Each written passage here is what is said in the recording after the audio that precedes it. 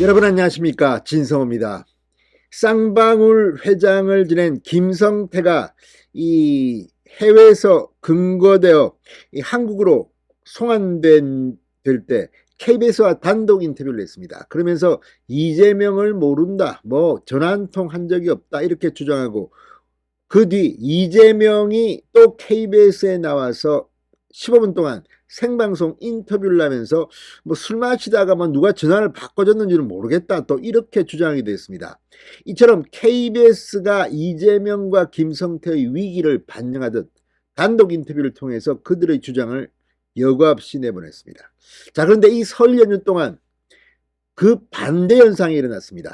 이재명이 과거에 어떤 행동을 했던지를 밝히는 단독 인터뷰, 유동규 인터뷰가 나갔습니다.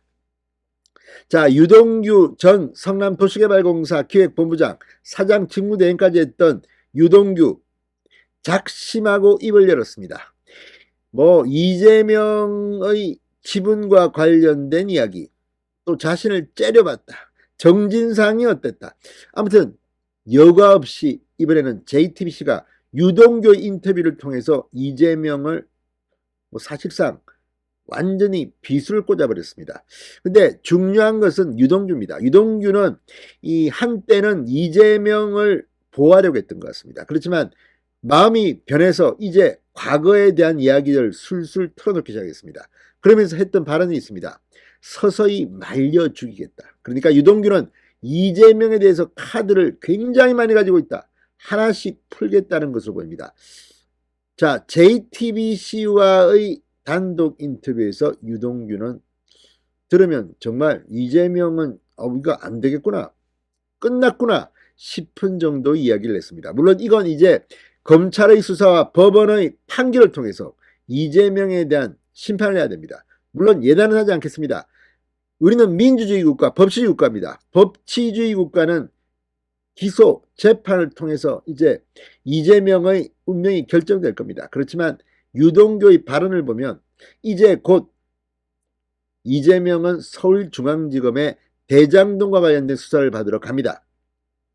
자, 정진상도 이 한 사흘 전에 이제 검찰에 소환돼서 이재명과 관련된 조사를 받는다고 합니다. 자, 이런 것들을 보면 정말 대한민국에서 이재명이라는 존재 참으로 불편한 사람들이 많습니다. 진성호의 융단 폭격 시작합니다. 이재명 더불어민주당 대표를 융단 폭격합니다. 방송에 앞서 아직 진성호 방송의 구독자가 아니신 분은 붉은색 구독 버튼 눌러주십시오. 자, 대장동 비리의 핵심, 자기도 죄를 받겠다고 했습니다. 유동규가 이 JTBC와 단독 인터뷰를 했습니다.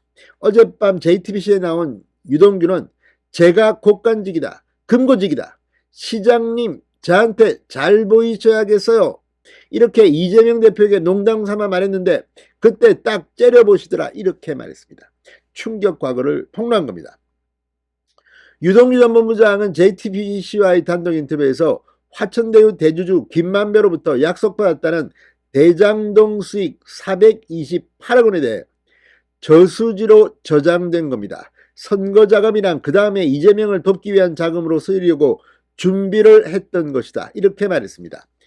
그러면서 실수를 했구나, 직계는 아니니까 이게 정진상 정도 되면 이제 그런 비밀을 공유를 다 하는 게 아직 이제 직계들이고 라고 생각했다고 덧붙였습니다. 2014년 지방선거 직후 남욱이라든지 김만배 씨의 경우는 이재명 시장 재선을 위해서 상당히 도왔고 그 부분을 제가 이재명 시장한테도 분명히 전했다. 이들의 바람과는 달리 입찰 방식을 통해 대장동 사업자가 정해지면 곤란하다고 보고했다고 주장했습니다. 그러면서 이재명 대표의 반응에 대해서 입찰 사업자가 들어오면 되잖아, 그러니까 말하자면 입찰 참여하면 되잖아, 정확한 워딩은 그거였는데 어쨌든 들어오면 되잖아 였던 걸로 기억한다고 말했습니다. 그러면서 사업 추진 과정에서 자신이 보고도 하기 전에 민간 사업자들이 원하는 방향으로 지침이 내려왔다고도 주장했습니다. 이재명이 먼저 지침을 내렸다는 겁니다. 민간 사업자들이 원하는 방식으로. 이건 유동규의 이야기입니다. 그렇지만 유동규가 거짓말을 했을까요? 이건 이제 수사와 재판을 통해서 지켜봐야 합니다. 그렇지만 유동규의 말이 맞다면 이미 민간 사업자들과 이재명은 다 이렇게 서로 통한다, 이런 결과가 아닐까 싶기도 합니다. 유동규는 민간 사업자 요구나 혹은 이런 부분은 이렇게 좀 가야 되겠습니다라고 하기도 전에 시장님께서 방침으로 내려주시다시피 했다. 그래서 저는 진상이 형이 이야기해서 그런가 보다라고 생각을 이라고 밝혔습니다. 임대주택 받아오겠다 얘기를 하니까 이재명 시장이 그러면 너무 부담을 주는 거 아니냐 그렇게 이야기하길래 가능할 것 같습니다라고 했고 라고도 말했습니다.